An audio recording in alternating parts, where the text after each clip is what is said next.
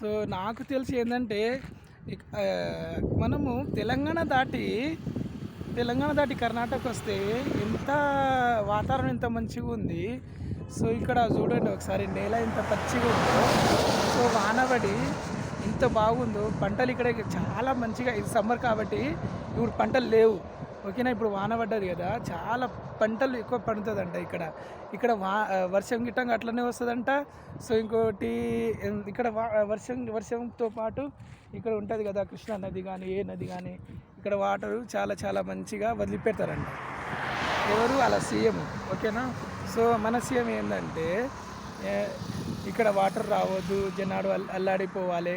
Telangana CM Revanth Reddy పరిపాలన అలా ఉంది. ఓకేనా, సో మనకు వచ్చేసి నాకైతే ఇక్కడ చాలా చాలా నచ్చిందండి. వాతావరణం కానీ ఏదైనా కానీ చాలా చాలా నచ్చింది. చాలా బాగుంది.